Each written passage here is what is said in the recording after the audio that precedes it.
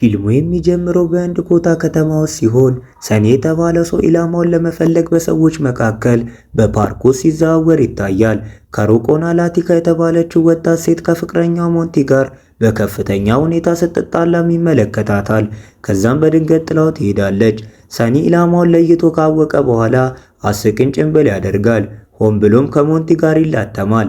በዚያውም ስልኩን በብልሃት ይሰርቀዋል። ስልኩን እንደያዘ ወደ መኪና ማቆሚያም ይሄዳል። ያለምንም ችግር ወደ አንዲት መኪናም ሰብሮ ይገባል። ወደ ላቲካም እየነዳ እያለ የሞንቲን ስልክ በመጠቀም ለላቲካ ይደውላል። ሞንቲም አደጋ እንደደረሰበትና ስልኩን በእርሱ ዘንድ እንደተወ በሐሰት ይነግራታል። ላቲካ መጀመሪያ ላይ ጥርጣሬ ያድሮባት ነበር። ነገር ግን የሰኒ የማሳመን ችሎታ ቀስ በቀስ ያሸንፋታል። እርሱንም ለመገናኘት ትስማማለች። አጠገቧም መኪናውን ያቆምና ሞንቲ በጭነት መኪና ከኋላ እንደተገጨና በጭንቅላቱ ላይ በደረሰበት ከባድ ጉዳት ምክንያት ወደ ሆስፒታል እንደተወሰደ ያስረዳታል። ይህንን ስትሰማ ላቲካ በግልጽ መረበሽና ከፍተኛ ድንጋጤ ይታይባታል። ሰኒ ወደ ሆስፒታል ሊያደርሳት እንደሚችልም ያቀርብላታል። ከጥቂት ማመንታት በኋላም መኪና ውስጥ ትገባለች። በጥቂት ደቂቃዎች ውስጥ ሰኒ ወደ ሌላ የተለየ መንገድ ይታጠፋል። ይህም ጥርጣሬዋ እንዲጨምርና መኪናውን በአስቸኳይ እንዲያቆም እንድትጠይቅ ያደርጋታል። ሰኒ በድንገት ፍጥነቱን ሲጨምር ላቲካ አንድ መጥፎ ነገር እየተፈጠረ መሆኑን ትረዳለች። ለማምለጥም ትሞክራለች። እንዲያውም ዘላ ለመውጣት መኪናውን ትከፍታለች። ነገር ግን ሰኒ ወደ ውስጥ ይጎትታታል። ልክ እንደ ልምድ ያለው አዳኝ በክሎፎርም አማካኝነት ራሷን እንድትስት ያደርጋታል። ከጥቂት ቆይታ በኋላ ወደ አንድ ገለልተኛ መኖሪያ ቤትም ይወስዳታል። እዚያም የጩኸት ድምፅን ለሰዓታትና ለብዙ ርቀት ያስተጋባል። ምሽት ሲሆን ፖሊስና መገናኛ ብዙሃን ምርመራ ለማድረግ በወንጀሉ ቦታ ይሰበሰባሉ። ከጥቂት ቆይታ በኋላ በብልሃቷና ወንጀልን በመፍታት ችሎታ የምትታወቀዋ ዝነኛዋ ከፍተኛ መኮንን ሺቫኒ ሮይ ቦታው ላይ ትደርሳለች። በጋዜጠኞቹም ብዛት ተበሳጭታ ገፍትራቸው በማለፍ ይፋዊ መግለጫ እስክትሰጥ ድረስ እንዲጠብቁ ታዛለች። የበታቿ መኮንንን መገናኛ ብዙሃኑን የጠሩት በመኮንን ሸካዋት ትዕዛዝ መሆኑን ትገልጻለች። ይህም ሺቫኒ ሚስጥራዊ በሆነ የወንጀል ቦታ ላይ ጋዜጠኞችን በማምጣቱ ሸካዋትን በብርቱ እንድትቆጣ ያደርጋታል። ከዚያም ፍንጮቹን መመርመር ትጀምራለች። ገዳዩ ወንጀሉን በትክክል እንዴት እንደፈጸመው በባለሙያ ደረጃ ታስረዳለች። ይህ በእንዲህ እንዳለ ሸካዋት በሺቫኒ ይቀናል። ምክንያቱም መስሪያ ቤቱ በሁሉም ጉዳዮች ላይ ከእርሱ ይልቅ እሷን ስለሚመርጣትና በወንጀል ቦታው ላይ በጣም ድራማዊ ናት ብሎ ስለሚተቻት ነው። እርሷ ጊዜውን እያባከነች እንደሆነም ያምናል። ምክንያቱም እርሱ የላቲካ ፍቅረኛ ሊሆን ይችላል ብሎ የጠረጠረውን ገዳይ አስቀድሞ በቁጥጥር ስር አውሏል። ሺቫኒ የላቲካን የቆሰለና በደም የተለወሰ አካል ስትመረምር ገዳዩ ሰለባውን ለማጥቃት ሹል ዘንግ የተጠቀመና አጭር ግራኝ በግራ እጁ የሚጠቀም ሰው ሳይሆን እንደማይቀር ትደመድማለች። ሸካዋት ግን የላቲካ ፍቅረኛ ሞንቲ ገዳዩ መሆን አለበት ብሎ ይከራከራል። ሆኖም ሺቫኒ ሞንቲ ግራኝ አለመሆኑን ሁሉንም ማስረጃዎች ግን አጥቂው ግራኝ መሆኑን በግልጽ እንደሚያሳዩ ትጠቁማለች። ሸካዋትም እንደ ላቲካ ያሉ ልጃገረዶችን ለስነ ምግባር መላላት፣ አጫጭር ልብሶችን በመልበስና ብዙ ፍቅረኛሞች በመያዛቸው ይተቻቸዋል። ይህ በግልጽ የሴቶች ጥላቻን ስትሰማ ሺቫኒ በጽኑ ዝም ታሰኘዋለች። እንዲሁም የሰለባውን ባህሪ ከመፍረድ ይልቅ የወንጀሉን ቦታ በመመርመር ላይ እንዲያተኩር ትመክረዋለች። ብዙም ሳይቆይ የላቲካ አስክሬን ምርመራ ይካሄዳል። ሺቫኒም ማብራሪያ ለማግኘት ወደ ቀዶ ጥገና ሐኪሙ ትቀርባለች። ዶክተሯም ላቲካ በሹል ጫፍ ባለው ዘንግ አማካኝነት ከባድ ጉዳት እንዳደረሰባትና ገዳዩ ከመግደሉ በፊት ያለ ርኅራኄ እንደደበደባት ይህንን ትገልጻለች። ይህም ቁጣውን በሰለባው ላይ ዘረገፈ በጣም አእምሮ የታወቀ ወንጀለኛ መሆኑን ያመለክታል። ዶክተሯም አክላ አጥቂው ጾታዊ ጥቃት እንደፈጸመባትና በመላ አካላ ላይ ከባድ የንክሻ ቁስሎች እንዳደረሰባት ታስረዳለች። ጨርቁ ሲገለጥ ሺቫኒ ገዳዩ ላቲካን ጉንጭ የተወሰነ ክፍሏን እንኳን ነክሶ እንደቆረጠው ትገነዘባለች። ጁኒየር መኮንኗ አይታው መቋቋም አቅቷት ዞር ብላ ታስታውቃለች። ሺቫኒ ግን በጭካኔ ክፉኛ ተመታ፣ አይኖቿ በእንባ ይሞላሉ። ዶክተሯ እንኳን ሳይቀር ተረብሻ ይታያል። ሺቫኒም ገዳዩን ይዛ ከማሰብ በላይ የሆነ ቅጣት እንዲቀበል እንድታደርግ ያሳስባታል። ከዛም በኋላ የሺቫኒ የበላይ አለቃ ይህንን ወራዳ በፍጥነት እንድትይዘው ያሳስባታል። ገዳዩ በአገሪቱ ውስጥ ትኩረት እየሳበ በመሆኑ የራሷን ቡድን ለማቋቋም ፍቃድ ትጠይቃለች። አለቃውም ስራዋን ለሸካዋት ሲሰጠው ቡድኑ በእርሷ ምርጫ መሰረት መዋቀር እንዳለበት በጽኑ ታሳምነዋለች። ምርመራው ይጀመራል። ሺቫኒም ለላቲካ በጣም ቅርብ የሆኑ ሰዎችን መጠየቅ ትጀምራለች። ላቲካ ግልጽ እንደነበረችና ከኮሌጅ መልስ በየቀኑ አባቷን በሕክምና መደብር ውስጥ ተረዳው እንደነበረ ትረዳለች። ወላጆቿ የሞተችውን ልጃቸውን እያስታወሱ በሺቫኒ ፊት በሐዘን ተሰበሩ። ትዕይንቱ ፓንጂ ወደ ተባለችው ፖለቲከኛ ወደሚካሄደው ሰኒ ይቀየራል። ፓንጂ ፖለቲከኞችን የፈለጉትን ሰው ለማስወገድ እርሱን እንደሚጠቀሙበት ካወቀ በኋላ ሰኒን ከሌላ ከተማ አስጠርቶታል። የፓንጂ ታዛዥ ለሰኒ ቀጣይ ኢላማው የሆነው ካማል የተባለ ጋዜጠኛ ፎቶ ይሰጠዋል። የካማልን ሞት ልክ እንደ ድንገተኛ አደጋ መምሰል እንዳለበት ያዘዋል። የፓንጂ ሰዎች በሰኒ ችሎታ ላይ ጥርጣሬ አላቸው። ቢሆንም ግን የሰኒ አይኖች ሺቫኒ ጋዜጣዊ መግለጫ እየሰጠች ባለችበት ቴሌቪዥን ላይ ተተክለዋል።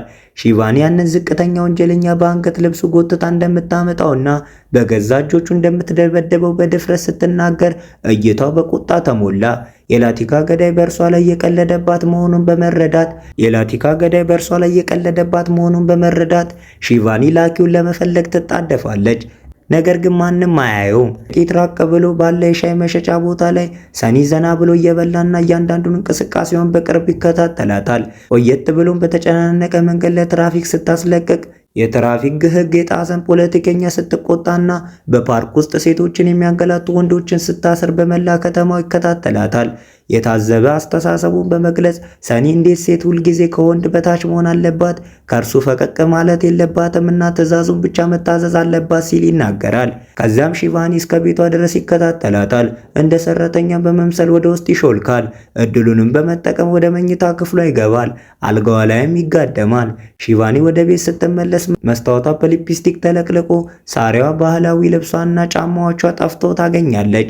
ይህ በእንዲህ እንዳለ ሰኒ የፖሊስ ጣቢያውን እየተከታተለ ባለበት ወቅት የፓንጂ ታዛዥ እንደገና ወደ እርሱ ይቀርባል። ከጥቂት ቅጽበቶች በኋላ ፓንጂ ደውልና መኮንኗን መከታተል አቁም፣ በስራው ላይ እንዲያተኩርም ያዘዋል።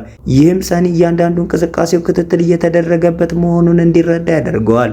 በኃያሉ ፖለቲከኛ ከመሸበር ይልቅ ሰኒ ለፓንጂ መኪና እንዲያዘጋጅና ስራው እስከ ምሽት ድረስ ተጠናቆ እስኪረከብ ዝም ብሎ እንዲጠብቅ በግልጽና ያለ ፍርሃት ይነግረዋል። እንዲያውም ያንን ታዛዥ አገልጋይ አንገላታዋል። ከጥሪው በኋላ ሰኒ ፕሮቪን የተባለ የሻይ አቅራቢያ ልጅ ይጠራና አብሮት እንዲሰራ ከፍተኛ መጠን ያለው ገንዘብ ያቀርብለታል። ልጁም ሳያቅማማ ይስማማል። ብዙም ሳይቆይ ሰኒ የሺቫኒን የተሰረቀ ሳሪ ባህላዊ ልብስ በመልበስና የሴት ልብስ በመለዋወጥ ካማልን ለመገናኘት ይሄዳል። ውሃም ለማግኘት ወደ ቤቱ በወሰደው በካማል ፊት ራሱ እንደሳተ ሰው ሆኖ ይተውናል። በዚያው ቅጽበት የሻይ አቅራቢው ልጅ የካማልን ሚስት አባንን ያነጋግራታል። በካማል ቤት ሰኒ በድንገት በካማል ላይ ይዘልበታል፣ ያሸንፈዋልም። እናም በፍጥነት ያስረዋል። ካማል ወደ አባ ደውሎ እየተፈራረሰ መሆኑንና እርሷም የፕሮቪንን መመሪያዎች መከተል እንዳለባት እንዲናገር ያስገድደዋል። በሰኒ ትዕዛዝ ካማል ሚስቱን አባን ከሌላ ሰው ጋር ግንኙነት ስላላት ከገደላት በኋላ ራሱን እያጠፋ እንደሆነ የሚገልጽ የቪዲዮ እምነት ቃል ይቀዳል። ይህ በእንዲህ እንዳለ ፕሮቪን አባን ገለልተኛ ቦታ ወደ ቆመ መኪና ይመራታል። እርሱም ሳያውቅ ፕሮቪን የመኪናውን ማስነሻ ቁልፍ ሲጫን መኪናው በዚያው ቅጽበት ይፈነዳል። በተመሳሳይ ሰዓት ሰኒ ካማልን አንቆዛው ይገለዋል። ብዙም ሳይቆይ ፖሊሶች ካማል ተሰቅሎ የሚገኝ አስክሬን ከተቀረጸ የእምነት ቃል ጋር ያገኙታል። ቪሻኒ የወንጀሉ ቦታ ስትደርስ ካማል ከቁም ሳጥኗ በተሰረቀው ሳሪ ተሰቅሎ ማየቷን ተከትሎ ወዲያውኑ ካማል ተገሎ እንደሆነ ትገልጻለች። ከዛ በኋላ በፖሊስ ጣቢያ ሺቫኒ ለቡድኗና ስለ ገዳዩ ገለጻ ታደርጋለች። እንዲሁም የላቲካንና የካማልን ገዳዮች በአንድ ላይ ታገኛለች። ልክ በዛን ጊዜ ሰኒ የፕሮቪንም ምትክ አዲስ የሻይ አቅራቢ በመምሰል ወደ ክፍሉ ይገባል። ዲዳ እንደሆነ ይተውናል። ይህም ሺቫኒ በምልክት ቋንቋ እንድታናገረው ያደርጋታል። ሸካዋትም ሺቫኒን ሲተቻትና ለእርሷም ሸካራ ቃላትን ሲጠቀም ይሰማል። ሸካዋትም በእርሷ ላይ ቂም እንደያዘ ይረዳል። ሺቫኒን ፍንጭ ለማግኘት የላቲካን ግድያ ቦታና የአባን መኪና ፍንዳታ የደረሰበትን ቦታ እንደገና ትጎበኛለች። የመኪናውን ፍንዳታ የደረሰበት መንገድ በደሃ መንደሮች የተከበበ በመሆኑ የአካባቢውን ሰዎች ትጠይቃለች። ነገር ግን ከእነርሱ አዲስ መረጃ አታገኝም። መኪናዋን ነርታ ልትሄድ ስትል ለሃና የተባለ ልጅ ወደ እርሷ ይቀርባል። ከመኪናውን ፍንዳታ አንድ ቀን ቀደም ብሎ አንድ ልጅ መኪናውን በዚያ ቦታ ሲያቆም ማየቱን ይገልጻል። ሺቫኒ ወዲያውኑ የስዕል ባለሙያ ወደ ፖሊስ ጣቢያ ትጠራለች። ከሌላ መኮንንም ጋርም ስለ ፍንጩ መወያየት ትጀምራለች። በተመሳሳይ ሰዓት በክፍሏ ውስጥ ባለ መደርደሪያ ጀርባ በሚስጥር ተደብቆ የነበረው ሰኒ ሁሉንም ነገር ይሰማል። በድንጋጤ የያዘውን ሲኒ ይጥላል። ሌላ ፖሊስም ወደ ውስጥ እንደላከው መኮንኖቹን በፍጥነት ያሳምናል። ከዛም በሺቫኒ ትዕዛዝ ለላሃናና ለአባቱ ሻይ ለማምጣት ይወጣል። ሺቫኒ ገዳዩ እዛው ቦታ ላይ መተንፈሻ መረጃ ጥሎ እንደነበረ ይህም በኋላ በላሃና እንደተገኘ ትገልጻለች። የስዕል ባለሙያም ይደርሳል። ለላሃናም ዝርዝር መረጃዎችን ለማጋራት ከእርሱ ጋር ይቀመጣል። ይህ በእንዲህ እንዳለ ሰኒ በሚስጥር በላሃና ወተት ውስጥ መድኃኒት ይቀላቅላል። ሌላ የሻይ አቅራቢ ልጅም ለሁሉም ሰው ሻይና ወተት እንዲያቀርብ ወደ ውስጥ ይልካል። ስዕሉ ከመጀመሩ በፊት ላሃና ወተቱን ይጠጣል። ወዲያውኑም ሆዱን ያመዋል። ከመኮንኑም ጋር ወደ መጸዳጃ ቤት ይሮጣል። ነገር ግን ሰኒ አስቀድሞ ውስጥ እየጠበቀ ነበር። ሰኒም በድንገት በእርሱ ላይ ይዘልበታል እናም ያንቀዋል። ብዙ ጊዜ አልፎና ላሃና አሁንም ሳይወጣ ሲቀር መኮንኑ ጥርጣሬ ያድርበትና በሩን መምታት ይጀምራል። ሰኒ በፍጥነት የላሃናን አስክሬን በጆንያ ውስጥ ይጨምረዋል። መስኮቱንም ሰብሮ በመክፈት መኮንኑ ወደ መጸዳጃ ቤቱ ዘልቆ ሲገባ እርሱም ዘሎ ይወጣል። ሰኒ ጆንያውን በግንባታ ዕቃዎች ክምር ላይ ጥለዋል። ከዛም ይሰወራል። መኮንኑ ወደ ውጭ ይፈጥናል። ነገር ግን ሰኒ አስቀድሞ መሄዱን ይረዳል። ሰኒ በዝምታ ከተደበቀበት ቦታ ሲወጣ መኮንኑ ሌሎቹን ለማስጠንቀቅ ይሮጣል። ሺቫኒ ወደ ስፍራው ስትደርስ ሰኒ ወደ ሻይ መሸጫው ተመልሷል። ቡድኗን በከባድ ስህተታቸው ስትቆጣ በረጋ መንፈስ ይከታተላታል። መኮንኖቹ ላሃናን ለመፈለግ ይጣደፋሉ። ነገር ግን አስክሬኑ ጥቂት ርቀት ላይ ወድቆ ያገኙታል።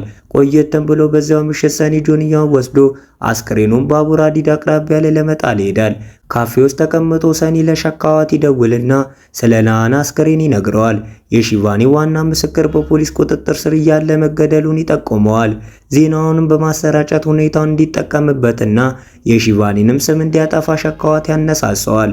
ከጥሪውም በኋላ በአቅራቢያ ያለችን አንዲት ሴት ልጅ በሚስጥር መቅረጽ ይጀምራል። ነገር ግን ወዲያውኑ እጅ ከፍንጅ ይያዛል። ልጅቷ ወዲያውኑ ትጋፈጠውና በሁሉም ፊት በጥፊ ትመታዋለች። ይህም በጣም እንዲዋረድ ያደርገዋል። እዚህ ጋር ሸካዋት ወደ ጋዜጠኞቹ ይቀርባል። እናም የላሃናን ሞት ዜና ለመገናኛ ብዙሃኑ አሳልፎ ይሰጣል። አንድ ወጣት ምስክር በፖሊስ ቁጥጥር ስር እያለ መሞቱ እንደ ሰደድ እሳት ይሰራጫል። ጥፋቱም በፍጥነት ሺቫኒ ላይ ይወድቃል። የላሃናን አስክሬን ለመመርመር ጣቢያው ስትደርስ ጋዜጠኞቹ በክስ ያጣብቧታል። ከጥቂት ቅጽበቶች በኋላ በሞተው ልጃቸው ላይ ሲያለቅሱ የነበሩትን የላሃናን ወላጆች ታገኛለች። ይህም እይታ በጣም ያናውጣታል። ብዙም ሳይቆይ ሺቫኒ ወደ በላይ አለቃ ቤት ትጠራለች። እርሱም በመገናኛ ብዙሃኑ ጩኸት ምክንያት ከቦታዋ እየተዛወረች መሆኗን ይነግራታል። ወደ ጣቢያውን ተመልሳ ተተኪው መኮንን ከመምጣቱ በፊት ባሉት 2 ቀናት ውስጥ ገዳዩን እንደምትይዝ ለቡድኗ በቁርጠኝነት ትናገራለች። ቡድኗም ገዳዩን በፍጥነት ለማደን ከጎኗ ይሰለፋሉ። ሺቫኒ በመጀመሪያ ለሰኒ መተንፈሻ መርጃ የሸጠውን ሱቅ እንዲያፈላልግ አንድ መኮንን ትመድባለች። በመቀጠልም ትኩረቷን ወደ ካማል ግድያ ታዞራለች። ይህ በእንዲህ እንዳለ ሰኒ በጥፊ የመታችውን ልጅ በቅርብ ይከታተላታል። በጣቢያ ውስጥ አንድ መኮንን ካማል ብዙ ጠላቶች ያሉት ግልጽ ጋዜጠኛ እንደነበረም ይጠቅሳል። ሺቫኒ ግን የሆነ ቦታ ያለ መረጃ ሰጪ ስለ ጉዳዩ የሆነ ነገር ማወቅ እንዳለበት ታምናለች። ጊዜው እያለቀ ሲሄድ የሥራ ባልደረቦቹ 18 ዓመት በሥራው ላይ ያሳለፈውንና ጠንካራ የመረጃ ሰጪውን መረብ የገነባውን ሸካዋትን እንድታማክር ይመክሯታል። ሺቫኒ ኩራቷን ወደ ጎን በመተው ወደ ሸካዋት ትቀርባለች። ያለሱ እርዳታም ገዳዩን መያዝ እንደማትችልም ትናገራለች። ጉዳዩን ከፈታም እርሱ ሽልማት እንደሚያገኝም ታረጋግጥለታለች። ይህም ሸካዋት እንዲተባበራት ያሳምነዋል። ከዚያም በወርቅ ጌጣጌጥ ነጋዴነት ከሚሰራ አንድ መረጃ ሰጪ ጋር ያገናኛታል። በዚያው ምሽት ሺቫኒ እና መኮንኗ መረጃ ሰጪውን ያገኙታል። እርሱ ግን ያለ ግል ጥቅም ምንም ነገር ለማካፈል በግልጽ እምቢ ይላል። ሺቫኒ 1 ሚሊዮን ሩፒ ዋጋ ያለው ዕቃው በወረቀት መጉደል ምክንያት በጉምሩክ መታገዱን ታውቃለች። ስልጣኗንም በመጠቀም መለቀቁን ለማፋጠን ወደ አንዲት ኃይለኛ አካል ትደውላለች። በጥቂት ደቂቃዎች ውስጥ መረጃ ሰጪው ዕቃው መለቀቁን የሚገልጽ ማረጋገጫ ይደርሰዋል። በመጨረሻ መረጃ ሰጪው መናገር ይጀምራል። ሺቫኒ ከካማል ሞት በስተጀርባው ያለው ዋናው መሪ ቤኖዋል የተባለ ፖለቲከኛ መሆኑን ትረዳለች። እንዲሁም እርሷ ማግኘት ያለባት የቤኖዋልን ቀኝ እጅ ሆነው ኩኑርን ማግኘት እንዳለባት ትረዳለች። ብዙም ሳይቆይ የሺቫኒ ሰዎች ኩኑርን ከመኖሪያ ቤቱ ውጪ ይዙትና ወደ ፖሊስ ጣቢያ ይጎትቱታል። በከባድ ምርመራ ወቅት ቁልቁል ዘቅዝቀው ተሰቅሎ በዱላ ተደብድቦና ውሃ ውስጥ እየተነከረ ሲሰቃይ በመጨረሻ ሚስጥሩን አውጥቶ የገዳዩ ስም ሰኒ መሆኑን ይናገራል። ኩነር የሰኒ መደበቂያ ቦታ ይጠቁማል። ፖሊሶቹም በፍጥነት እንደ ጊዜያዊ መኖሪያ የሚያገለግለውን የግንባታ ቦታውን ይወረውሩታል። ህንፃውንም ጥሰው በመግባት እያንዳንዱን ጥግ ይፈትሻሉ። ነገር ግን የእርሱን ፍንጭ አያገኙም። ይልቁኑ በአሰቃቂ ትዕይንት ይጋፈጣሉ።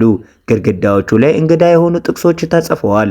በመላው ቦታ ላይም የሚያስፈራ ንድፍ ይታያል። ሺቫኒ ወደ ውስጥ ጠልቃ ስትገባ ቀደም ብላ በጥፊ መታው የነበረችውን ልጅ በከፍተኛ ሁኔታ ተደብድባና ቆስላ ለሕይወቷ ጥቂት ቀርቷት ታገኛታለች። ይህ በእንዲህ እንዳለ ሰኒ ከፓንዲጂ የደረሰው መረጃ ተከትሎ በትክክለኛው ሰዓት አምልጦ ይወጣል። ፓንዲጂም ለጥቂት ቀናት ከተማውን ጥሎ እንዲወጣም ይመክረዋል። እዚህ ጋር ፖሊሶቹ ልጅቷን ወደ ሆስፒታል ይወስዷታል። ሺቫኒ ገዳዩ መተንፈሻውን የገዛው ከላቲካ አባት የሕክምና መደብር መሆኑን ከመኮንኗ ትረዳለች። ሺቫኒ ወደ ጣቢያው ስትሄድ በአቅራቢያው ያለ አንድ ለማኝ ስለ እርሷ ቦታ ለሰኒ መረጃ ይሰጠዋል። ሌላ ተንኮለኛ እቅድ በማዘጋጀት ሰኒ ሆን ብሎ ራሱን ግድግዳ ላይ በመምታት ያቆስላል። የሺቫኒ መኪና ሲቃረብም መንገድ ላይ ይወድቃል። ሁኔታውንም አይታ ፍሬኑን በድንገት ትረግጣለች። በፍጥነትም ወደ መኪና ውስጥ እንዲገባ ትረዳዋለች። መኪናዋንም መንዳት ስትጀምር ሺቫኒ እንዳያንቀላፋም ትነግረዋለች።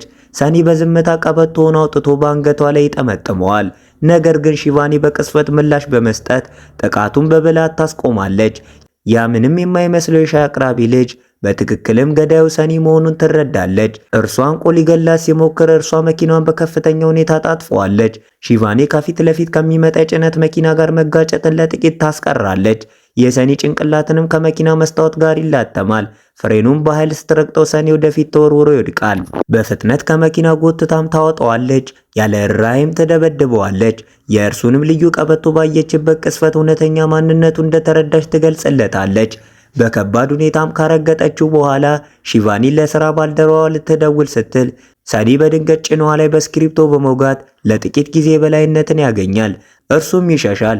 ሺቫኒም ስክሪፕቶን ከቁሷላ ላይ ስትነቅል ሚዛኗን ስትስትና እርሱን ለመከተል ስትታገል ትታያለች። በድልድዩ ላይም ትከተለዋለች። ነገር ግን ሰኒ ከታች ወዳለው ውሃ ውስጥ ይዘላል። ሺቫኒም ሳታቅማማ ተከትለው ትዘላለች። ውሃ ውስጥም ትይዘዋለች። በከፍተኛ ሁኔታም ይታገላሉ።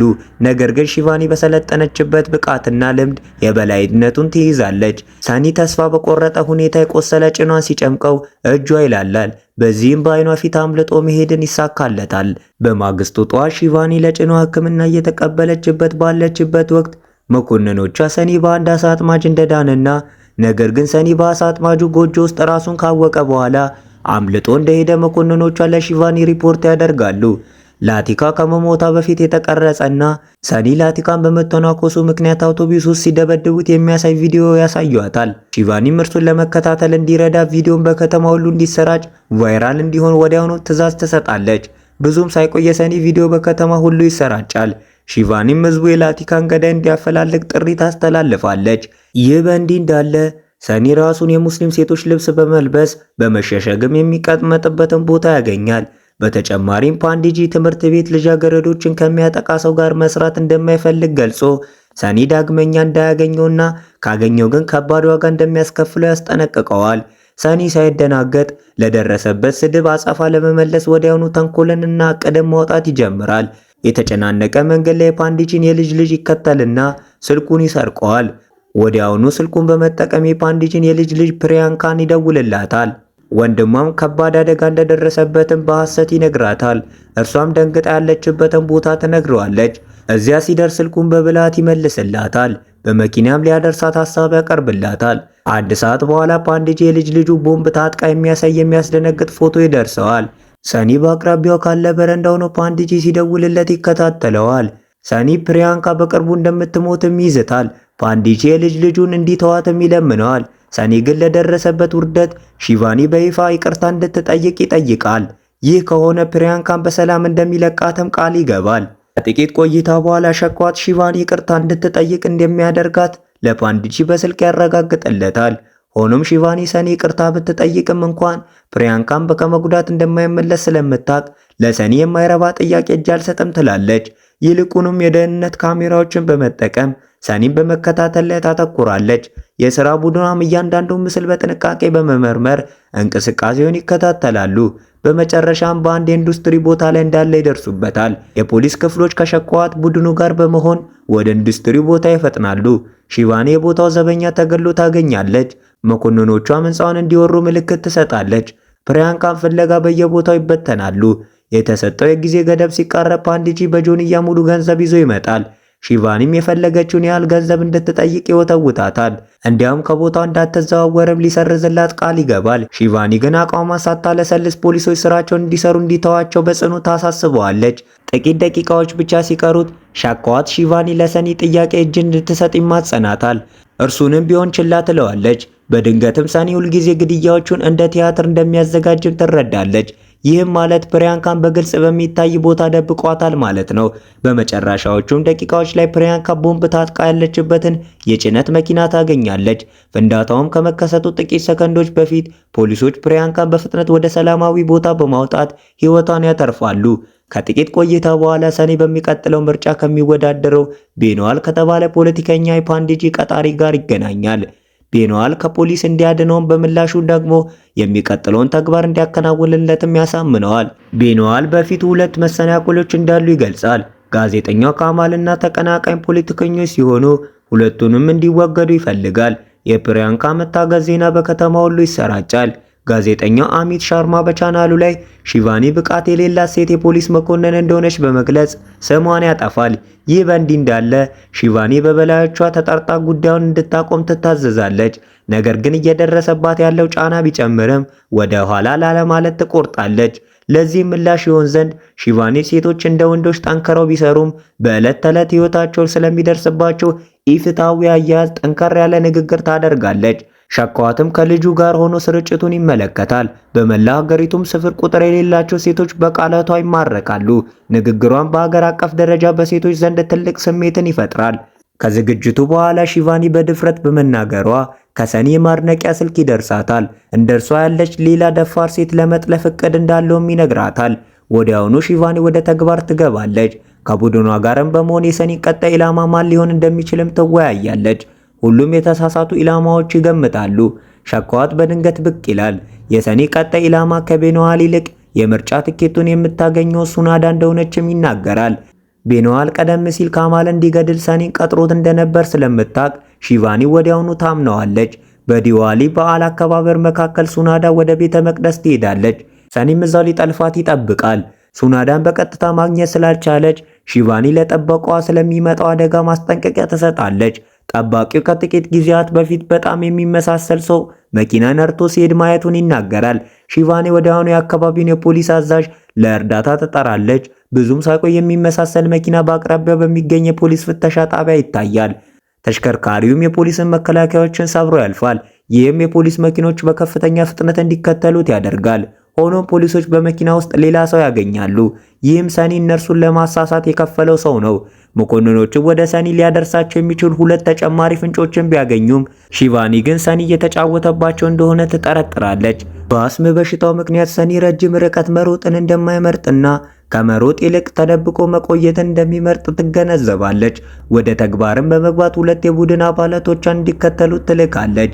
ሌሎቹ ፍንጮችን ሲከተሉ ሺቫኒ ሰኒን ለመፈለግ ወደ ቤተ መቅደሱ ትመለሳለች። ከጥቂት ቆይታ በኋላ ሰኒ በአንድ የአካባቢ ጥንዶች ቤት ውስጥ ሱናዳን ያጠቃታል። የጥንዶቹን ሴት ልጅም በረሃብ ይይዛታል። ሱናዳን ቦታዋን ማወቅ እንዳለባት እየነገረ ይዘልፋታል። ሌላኛዋንም ልጅ ድምጿን ካወጣች ተመሳሳይ እጣ ፈንታ እንደሚገጥማት ያስጠነቅቃታል። ሺቫኒና ቡድኗ ሰኒ ፍለጋ በቤተ መቅደሱ ዙሪያ ያለውን መንደር በየቤቱ እያንኳኩ ይፈትሻሉ። በዲዋሊ በዓል ትርምስ መካከል ሺቫኒ የተተወ የሚመስልና በጣም ዝምተኛ የሆነ አንድ ቤት ታስተውላለች። እዚያም የሚኖሩ ጥንዶች ስለ ሰኒ ትጠይቃቸዋለች። እነርሱ ግን ምንም እንደማያውቁ ይናገራሉ። ልትወጣ ስትል ስልኳ መጥፋቷን ታስታውሳለች። ለዚህ ጥንዶቹን የቤት ስልካቸውን መጠቀም ትችል እንደሆነ ትጠይቃለች። እነርሱ ግን እምቢ ይሏታል። ይልቁኑ ጎረቤቶቻቸውን እንድትጠይቅ ይነግሯታል። ይህም የሆነ አደገኛ ነገር እንዳለ በሺቫኒ ላይ ጥርጣሬ ይፈጥራል። ማስጠንቀቂያቸውን ችላ በማለት በኃይል ወደ ውስጥ ትገባለች።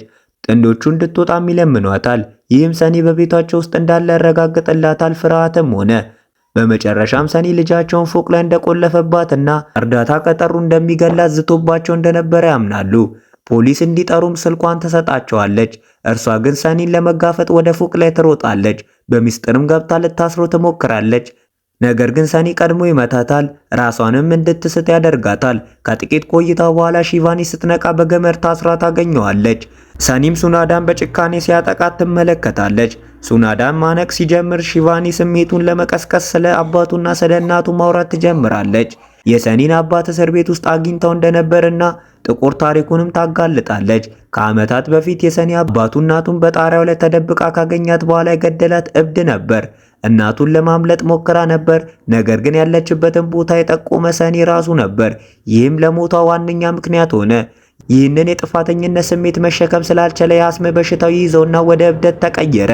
ሺቫኒ ይህንን በማጋለጧ ሰኒ ተቆጥቶ ፊቷን ስፍር ቁጥር በሌለው ምት ይመታታል። ከዚያም አስሙን ለመቆጣጠር መተንፈሻውን በፍጥነት ይጠቀማል። ሺቫኒ ስለ ቀድሞ ታሪኩ እያወራች ሰኒን በወሬ በምታዘናጋበት ወቅት በአቅራቢያው ወዳለ የቀለም ባልዲ በምልክት የታገቱትን ልጃገረዶች ታመለክታለች። እናቱም ተወደው እንደነበረና ሁልጊዜም ከአባቱ ልትጠብቀው ትሞክር እንደነበረም ታስታውሰዋለች። በቁጣ የተሞላው ሰኒ እንደገና በእርሷ ላይ ይዝትባታል። አንቆም ሊገላት እጆቹን በአንገቷ ላይ ጠመጥመዋል። እናቱ ልክ እንደ ወንዶች ብቁ እንደሆነች የምታስብ አመፀኛና ድምጿን የምታሰማ ሴት ነበረች እያለ ይጮሃል። በዚህ መሃል የታገቱት ልጃገረዶች የቀለም ባልዲዎቹን አንስተው በሰኒ ላይ ይደፉበታል። ይህም የአስም በሽታውን ይቀሰቅሰዋል፣ እይታውንም ያደበዝዘዋል። ይህንን አጋጣሚ በመጠቀም ሱናዳ በፍጥነት የሺቫኒን ገመድ ትፈታለች። ሰኒ ወደ ሌላኛው የታገተች ልጅ ሲዘል ሺቫኒ መሬት ላይ ዘርራ ትጥለዋለች። የሰኒን ቀበቶ በመውሰድ ሺቫኒ ያለ ርኅራኄ ትገርፈዋለች።